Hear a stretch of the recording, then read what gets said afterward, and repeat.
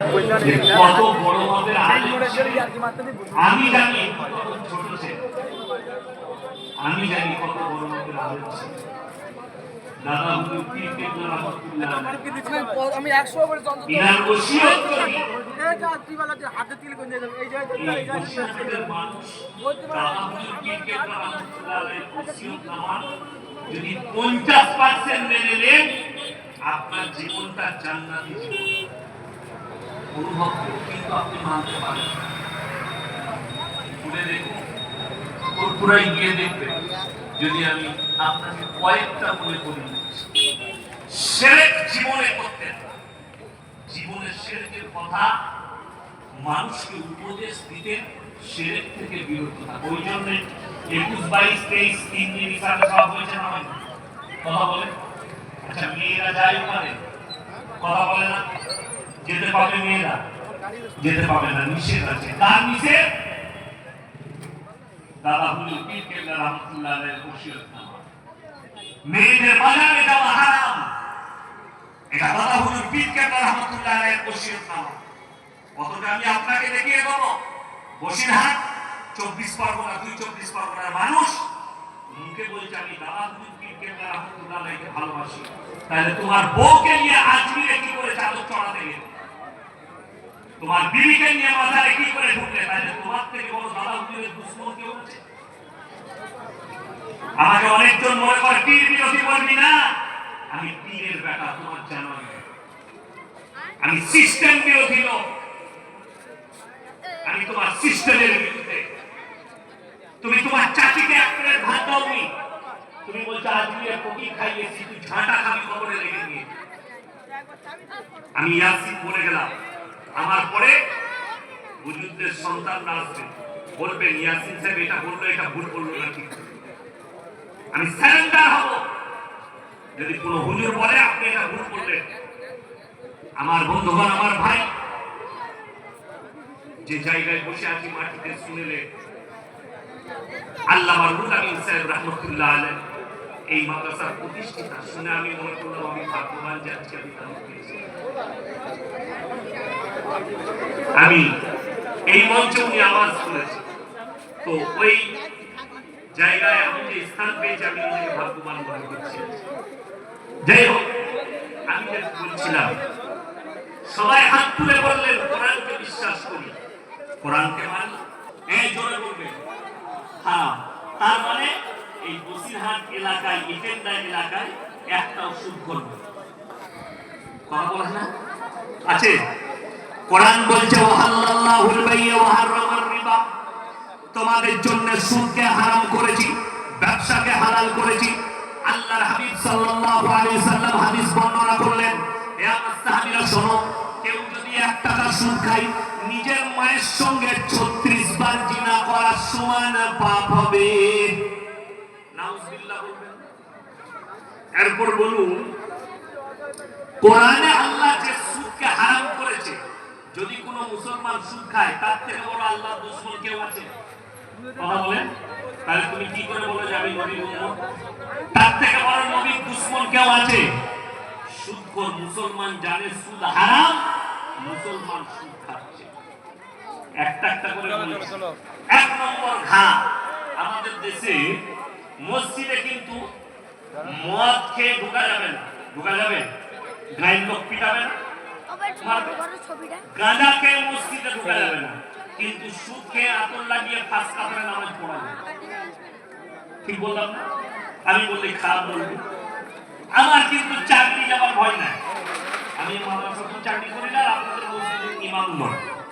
আমার বয়ান শেষ হলে চাপও পালিয়ে আবার আবার এই কথাই শোনাও, তুমি মানবে? আচ্ছা বলুন তো, যদি আমাদেরকে মসজিদকে গালি দেন সুদ হারাম হবে? কথা বলে না? আমাদেরকে গালি দিলে নবীর হাদিস পাল্টাবে? পাল্টাবে না। যদি এটা জানেন, আমি চ্যালেঞ্জ করে বললাম, যারা জিদ করে সুদ খাচ্ছেন, মৌলবীদের উপরে জিদ করে সুদ খাচ্ছেন, হুজুররা বলার মালিক বলছে আমরা আমার কাজ করব, আল্লাহর কসম কিয়ামতের ময়দানে তোমাকেও দাঁড় করানো হবে। আর এই ইটিন্ডার ময়দানে, এই আমিনিয়া মাদ্রাসার ময়দানে আজকে যতগুলো হুজুর বয়ান করবে এদের সকলকে আল্লাহ জিজ্ঞাসাবাদ করবে। যদি বলেন কোরআনে আছে, আরে এই হুজুররা অনেক দূরের কথা। কোরআন খুলেন সূরা আরাফ প্রথম পৃষ্ঠা, ফালানাসআলান্নাল্লাযীনা উরসিলা ইলাইহিম ওয়া লানাসআলান্নাল মুরসালিন। আমি আল্লাহ রাব্বুল আলামিন হে আমার নবী কিয়ামতের দিনে আমি নবী পয়গম্বর রাসূলকেও দাঁড় করাবো, তাদের উম্মতিকেও দাঁড় করাবো। উভয়কে জিজ্ঞাসাবাদ করা হবে তুমি কেমন ভাবে দাওয়াত দিয়েছো আর তোমরা কিভাবে গ্রহণ করেছো। আমরা বুঝুরা বলবো আল্লাহ আমি আমার মাদ্রাসার ময়দানে আমি তো নসিহত করেছি, হালাল হারামের কথা বলেছি, সুদ হারাম বলেছি, আমি ক্লিয়ার। আপনি কি গ্রহণ করতে পেরেছেন? সুদ কি ছাড়তে পেরেছেন? হারাম কি ছাড়তে পেরেছেন? আপনার জবাব আপনি দিবেন, আমি নয়। কথা বুঝতে পারছেন? চলুন আগে। মদ খাওয়া, মদ গাঁজা মদ খাওয়া হারাম না হারাম? আর আমি বসিরহাট খাওয়া আমি দেখিয়ে দেবো মুসলমান মদ খাচ্ছে, মদ বিক্রি করছে। ঠিক বললাম না ভুল বললাম? যদি বলেন প্রমাণ দেবো, আপনার এলাকায় বসিরহাটে প্রমাণ দিলেন আমি মুসলমান দেখি। যদি বলেন এখানে পাচ্ছি না, চলুন আমার সঙ্গে বারাসাতে দেখিয়ে দেবো, কলকাতায় দেখিয়ে দেবো মুসলিম হোটেল চালাচ্ছে। ওই জন্য জানেন আল্লামা ইকবাল এত মারাত্মক কথা লিখেছে, ইস ঘর কো আগ লাগি ঘর কি চিরাগ। মুসলমান তোমরা নিজেদের ঘর নিজের আগুন ধরিয়েছো। আজ নয়, নবী আকরাম সাল্লাল্লাহু আলাইহি সাল্লামের জামানা থেকে আজকে তারিখ পর্যন্ত যতগুলো ইসলামের দুশমন বেশিরভাগ মুসলিম ঘরে জন্ম নিয়েছে, অন্য ঘরে নয়।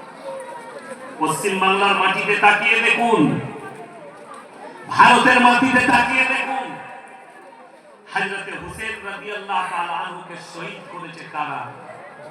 মুসলিমরা। নবাব সিরাজউদ্দৌলাকে ধোঁকা দিয়েছে কে? তার ঘরের লোক। নবীজি সাল্লাল্লাহু আলাইহি সাল্লামকে সব থেকে বেশি কষ্ট দিয়েছে তার কাছের লোক, পরিবার। শুধু তাই নয়, টিপু সুলতানকে হত্যা করেছে কাছের লোক।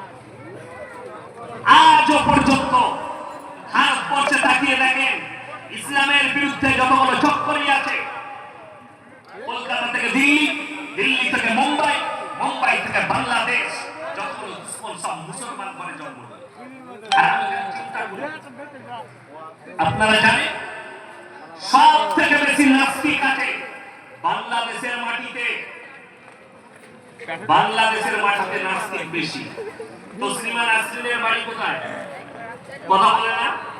বাংলাদেশ। আসাদ মুদের বাড়ি কোথায়? বাংলাদেশ। এরকম আরো কয়েকটা হারামের আওলাদ আছে যারা কোরআনের বিরোধী কথা বলছে, আল্লাহ বিরোধী, সব বাংলাদেশে। এই পশ্চিম বাংলায় দেখছেন কটা ইউটিউবার বেরিয়েছে টিভি চ্যানেল খুলে, সব মুসলমান নামে, কিন্তু এরা হচ্ছে মুসলমানের দুশমন। মুসলমান চিনতে ভুল করো না দুশমনকে। আমার ভাই কিয়ামত তো তবে হবে, তা না হলে তো কিয়ামত হবে না। মদ হারাম চেনে মুসলমান, মদ খায়, মদ বিক্রি করে। মদ গাঁজা হারাম, মুসলমান মদের ব্যবসা করছে, গাঁজার ব্যবসা। বাংলাদেশে কেন বললাম জানেন? এক হারামখোর বাউল পুষ্টম বেরিয়েছে বাংলাদেশে। সে কি বলছে জানেন? এই হুজুররা আর সমাজকে ধোঁকা দিচ্ছে। কোরআনে সিয়ামের কথা বলা আছে, কোরআনে 30টা রোজা রাখার কথা কোরআনে বলা আছে। নাউযুবিল্লাহ। নামাজ সালাতের কথা বলা আছে, 5 ওয়াক্তের সালাত কোরআনে কোথাও না। সে বলছে, তার মানে সে বলছে কোরআনটা মানি কিন্তু হাদিস মানব। এখানে আমি কয়েকটা পয়েন্ট, যদি ওইরকম লোক থাকেন, ওইরকম মেন্টালি লোক থাকেন, তিনাকে বলে যাব যে শুনে, এরকম লোক থাকলে, এরকম যদি তার ব্রেন থাকে যে আমি কোরআন মানবো হাদিস মানবো না, তাহলে মদটাও হারাম হবে। কি হালাল হবে বললাম? কি হালাল হবে বললাম? মদ। যদি বলেন কেন? কোরআনে একটা আয়াত আছে মদ খেলে প্রতিবেশী লাভ কম। কোরআনে আমার আয়াত আছে মদ স্পর্শ করা হারাম, দুটোই আয়াত আছে। একটা আছে মদ খেলে প্রতিবেশী লাভ কম, এই আয়াত রহিত আর হুকুমকে বাতিল করা হয়েছে। এই বাতিলটা জানতে গেলে আপনাকে হাদিস নিতে হবে, ব্যাখ্যা বিশ্লেষণ নিতে হবে। যেমন বলে দিই, আমি বর্তমান